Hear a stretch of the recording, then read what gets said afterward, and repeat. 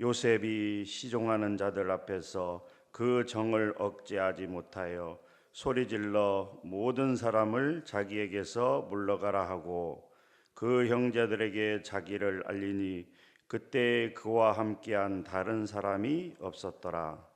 요셉이 큰 소리로 우니 애굽 사람에게 들리며 바로의 궁중에 들리더라. 요셉이 그 형들에게 이르되 나는 요셉이라. 내 아버지께서 아직 살아 계시니까 형들이 그 앞에서 놀라서 대답하지 못하더라. 요셉이 형들에게 이르되 내게로 가까이 오소서. 그들이 가까이 가니 이르되 나는 당신들의 아우 요셉이니 당신들이 애굽에 판 자라. 당신들이 나를 이곳에 팔았다고 해서 근심하지 마소서.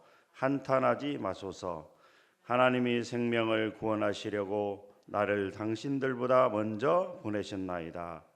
이 땅에 2년 동안 흉년이 들었으나 아직 5년은 밭갈이도 못하고 추수도 못할지라.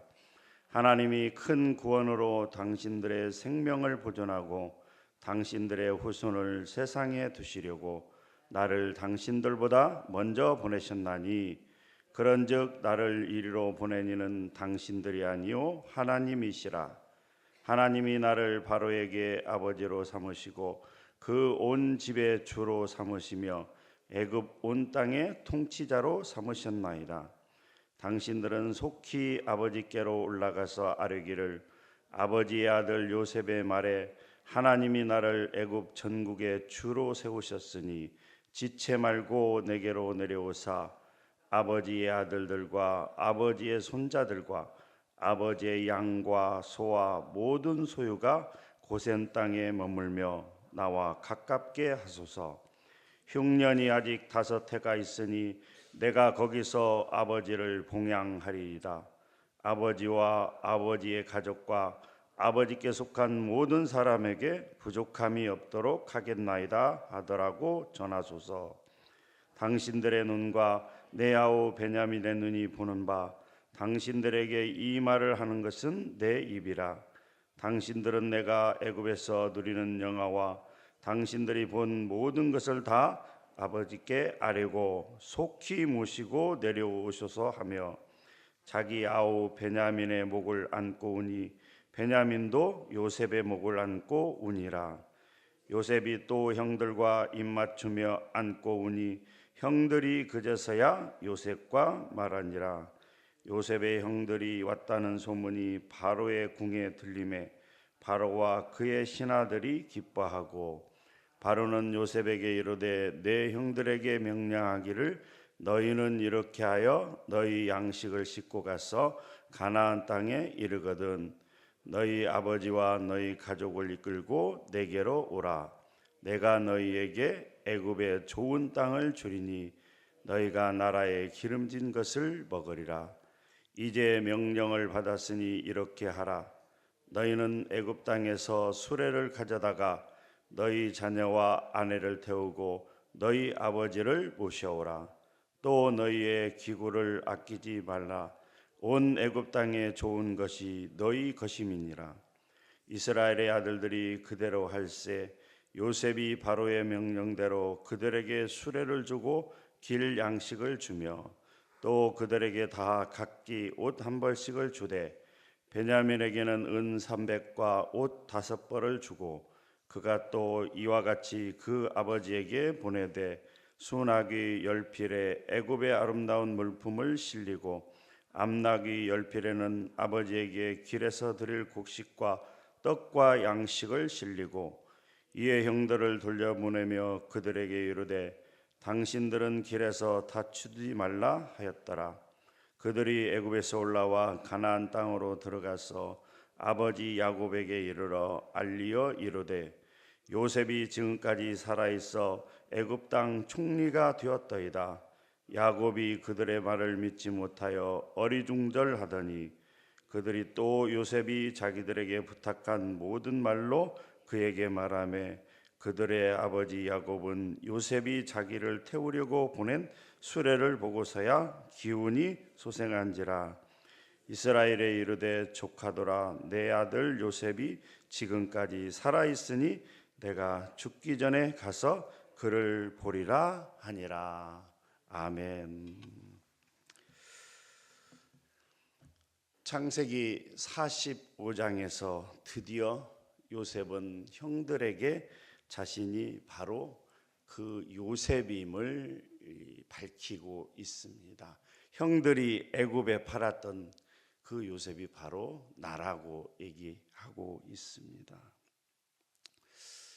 창세기 37장에서 형들은 그 11번째 아들인 야곱의 11번째 아들인 이 요셉을 미워했습니다. 시기했습니다. 왜냐하면 아버지 야곱이 사랑하는 라헬에게서 낳은 아들이었기 때문에 다른 아들들보다도 특별히 요셉을 사랑했습니다. 그래서 채색 옷을 지어 입힐 정도로 극진하게 그 어떤 편애하는 그런 일들이 있었기 때문에 형들의 미움을 받았습니다. 게다가 요셉이 꿈을 꿨는데 두 번의 꿈을 통해서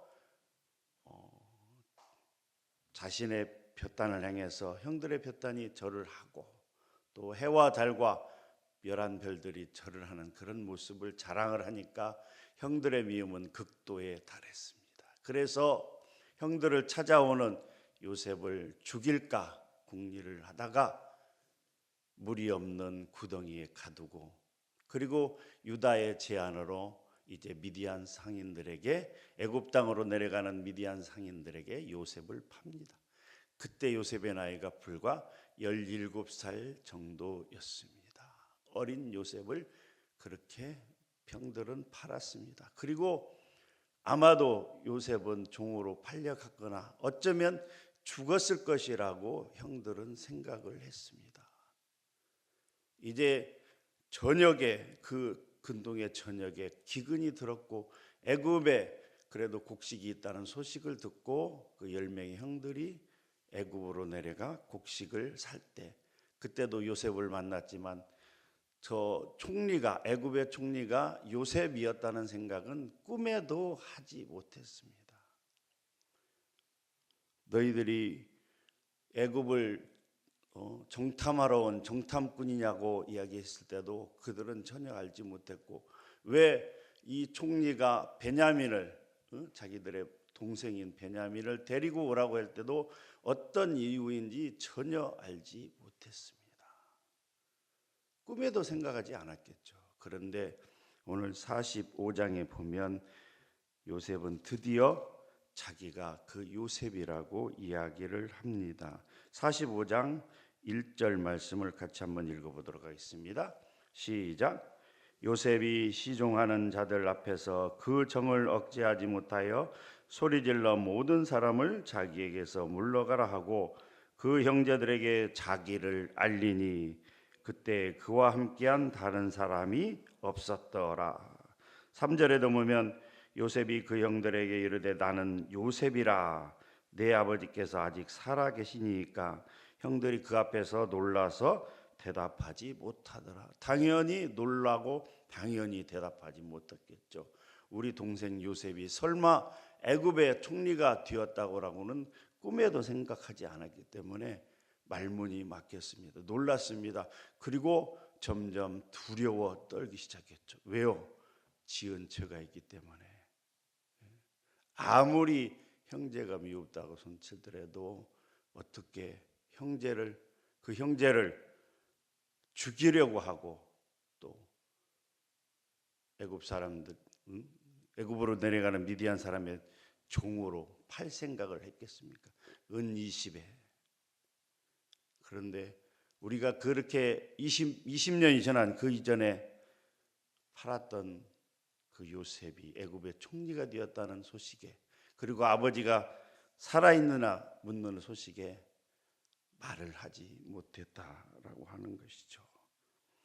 그런 형들을 향해서 요셉은 이렇게 얘기합니다. 4절 말씀이죠. 요셉이 형들에게 이르되 내게로 가까이 오소서. 그들이 가까이 가니 이르되 나는 당신들의 아우 요셉이니 당신들이 애굽에 판 자라 라고 하면서 요셉은 드디어 자신의 정체에 대해서 이야기하고 있습니다.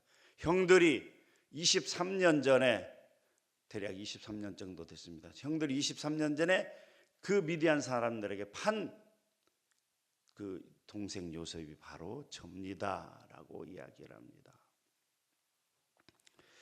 요셉이 17살에 팔려서 애굽으로 내려갔고 보디발의 집에서 한 10년 동안 참 힘들고 어려운 종살이를 했습니다. 그러다 누명을 쓰고 감옥에 가서 감옥에서 약 3년 동안 감옥살이를 했습니다. 13년 정도의 그 고된 힘들고 종살이와 감옥살이를 끝내고 그의 나이 30세에 애굽의 총리가 되어서 7년 동안의 풍년 기간이 지나고 이제 2년 동안의 흉년 기간이 지나고 이제 흉년 3년 차를 맞이하고 있으니까 39에서 40살 정도로 되었을 거라고 생각합니다. 17에 그렇게 팔려갔다가 40살이니까 약 22년, 23년 그 시간이었습니다. 두려워하고 떨고 있는 형들에게 이렇게 이야기를 합니다. 오늘 이 말씀을 보면서 참 요셉은 정말 대단한 사람이구나. 아니, 요셉이 아니라 그 요셉을 인도하는 하나님은 참 대단하신 분이구나 하는 말씀을 제가 바로 생각을 해봤습니다. 그 요셉을 인도하시는 하나님은 바로 저와 여러분들을 인도하시는 그 놀라우신 하나님이십니다. 5절 말씀 같이 한번 읽어보도록 하겠습니다. 5절 시작. 당신들이 나를 이곳에 팔았다고 해서 근심하지 마소서, 한탄하지 마소서. 하나님이 생명을 구원하시려고 나를 당신들보다 먼저 보내셨나이다. 하나님이 생명을 구원하시려고 나를 당신들보다 먼저 보내셨나이다. 7절에도 이런 말씀이 있습니다. 7절, 8절 같이 한번 읽어보도록 하겠습니다. 시작. 하나님이 큰 구원으로 당신들의 생명을 보존하고 당신들의 후손을 세상에 두시려고 나를 당신들보다 먼저 보내셨나니 그런즉 나를 이리로 보낸 이는 당신들이 아니요 하나님이시라. 하나님이 나를 바로에게 아버지로 삼으시고 그 온 집의 주로 삼으시며 애굽 온 땅의 통치자로 삼으셨나이다. 아멘.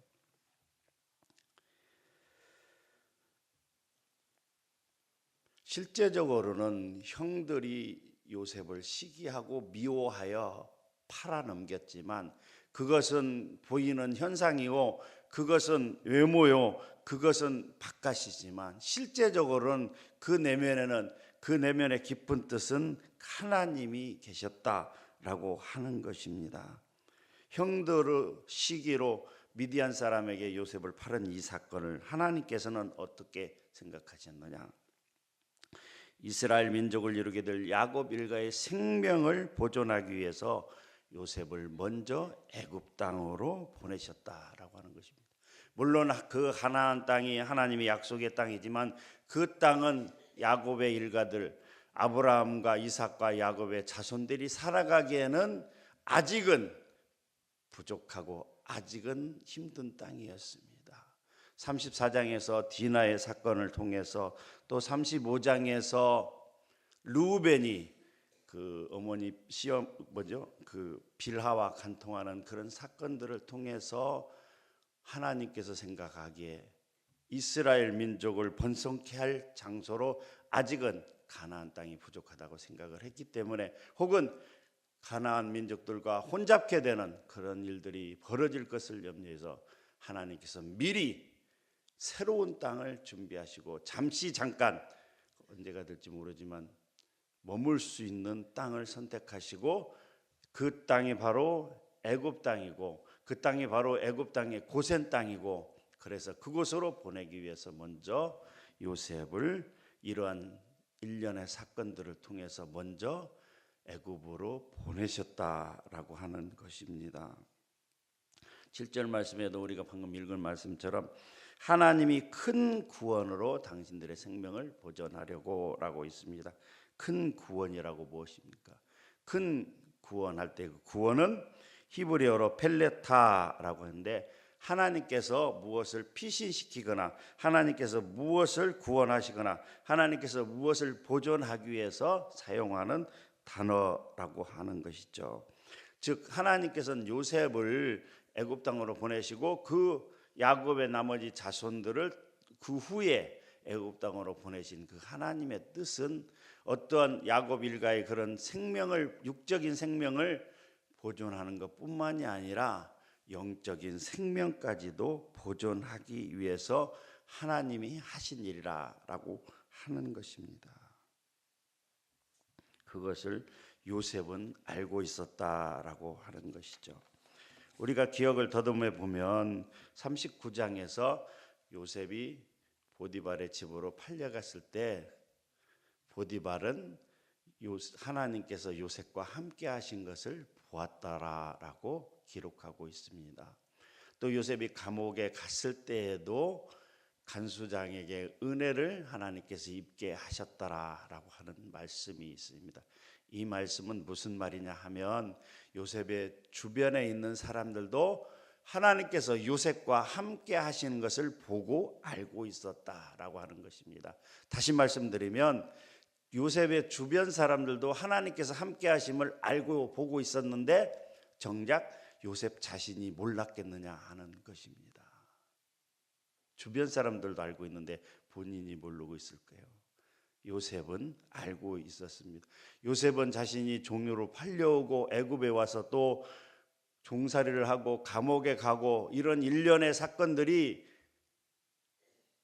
당장 현실은 힘들고 어려웠지만 그 모든 그 과정들이 바로 하나님의 인도하심이라고 생각을 했고 하나님께서 나를 이렇게 쓰시는구나 하는 것을 알았다라고 하는 것입니다. 그렇기에 자신을 팔아먹은 형들을 미워하지도 않았고 그렇기에 종살이에 대한 고통 가운데서도 하나님을 원망하지 않았고 보디발의 아내가 그를 유혹할 때도 넘어가지 않았고 감옥에 갔을 때에도 그는 결코 하나님을 원망하거나 부정하거나 현실을 너무 힘들어해서 어떤 극단적인 선택을 하지도 않았다라고 하는 것입니다. 사랑하는 성도 여러분, 여러분들에게 지금 어떤 현실이 놓여 있는지 알 수는 없으나 개개인의 사정이 다 다를 수는 있으나 때로는 극심한 고통 가운데 있을 수도 있다라고 합니다. 때로는 정말 넘어설 수 없는 어떤 큰 장애물에 가로막힐 수도 있다라고 하는 것입니다. 요셉처럼 이렇게 종살이를 하고 감옥에 갈 수 있을 것처럼 그런 정말 힘들고 어려운 상황 가운데 놓여 있을 수도 있다라고 하는 것입니다. 그럴 때 여러분들은 무엇을 보시겠습니까? 여러분들 앞에 닥친 어려움과 그 곤란과 큰 장애물을 보시겠습니까? 그리고 현실 앞에서 주저하고 낙심하고 주저앉으시겠습니까? 대한민국은 전 세계 중에서 세계적으로 자살 1위의 자살 공화국이라고 합니다. 그런데 놀라운 사실은 그 많은 자살을 하는 사람들 중에서 누구요? 교회를 다니고 있는 기독교인의 비율이 상당히 높다라고 하는 것입니다. 하나님을 믿고 교회를 다니는 사람들 중에서도 현실에 절망해서 자신의 목숨을 스스로 끊는 사람들이 너무나 많다라고 하는 것입니다. 왜 그렇습니까? 그것은 교회를 다니고 있고 하나님을 믿지만 정작 하나님께서 자신과 함께하지 않는다라고 생각하기 때문입니다. 자신이 정말 힘들고 어렵고 죽을 만큼 괴로운 상황에 놓여 있는데 하나님은 어디 가셨습니까? 라고 원망하고 불평하고 그래서 극단적인 선택을 할 수밖에 없다라고 하는 것입니다. 그런데 오늘 요셉처럼 하나님이 자신과 함께 하심을 알고 있는 사람은 하나님이 자신을 인도하는, 하나님이 자신의 삶을 인도한다고 생각하고 믿고 따르는 사람들은 어떠한 절망적이고 힘들고 괴롭고 어려운 상황에서도 결코 낙심하거나 포기하지 않습니다. 아니 오히려 더욱더 하나님을 붙잡고 의지하고 나가는 것입니다. 이러한 일련의 사건들이 자신의 삶을 돌아봤을 때 지금 45장에서 말하고 있는 이러한 일련의 이야기들을 보면 요셉은 좋을 때나 기쁠 때나 슬플 때나 낙심이 될 때나 그 어떠한 환경과 그 어떤 상황 가운데서도 절대로 하나님을 놓지 않았습니다. 왜요? 하나님이 자신과 함께 하심을 알았기에, 하나님께서 자신의 삶을 인도한다는 것을 알았기에 끝까지 승리할 수가 있었습니다. 사랑하는 성도 여러분, 오늘 우리의 삶 가운데 어떠한 일이 발생할지 우리는 아무도 알지 못합니다. 자신의 미래의 일을 안다면 얼마나 좋겠습니까마는 우리는 한치 앞을 모르는 인생입니다. 오늘 우리의 삶 가운데 어떤 일이 발생할지 우리는 아무도 모르지만 중요한 사실 한 가지는 그 환경이 어떻든지 그 어떤 일이 발생하든지 간에 하나님을 의지하십시오. 하나님을 붙잡아 주십시오. 하나님이 나와 함께 하심을 굳게 믿으면서 하나님의 이 모든 과정들이 하나님이 인도하심이구나라고 생각하며 하나님을 끝까지 붙잡고 나아가는 저와 여러분들이 되기를 주님의 이름으로 축복합니다. 그래서 이 요셉처럼 정말 멋지게 쓰임받고 이 요셉처럼 정말 멋진 삶을 살아가는 저와 여러분들이 되시기를 주님의 이름으로 축복합니다. 하나님 아버지 감사합니다. 오늘 요셉은 드디어 형들 앞에서 자신이 그 요셉임을 이야기하고 정말 믿지 못하고 놀라는 그 형들을 위로하면서 하나님이 이 모든 과정을 함께하여 주셨고 이렇게 인도하셨다.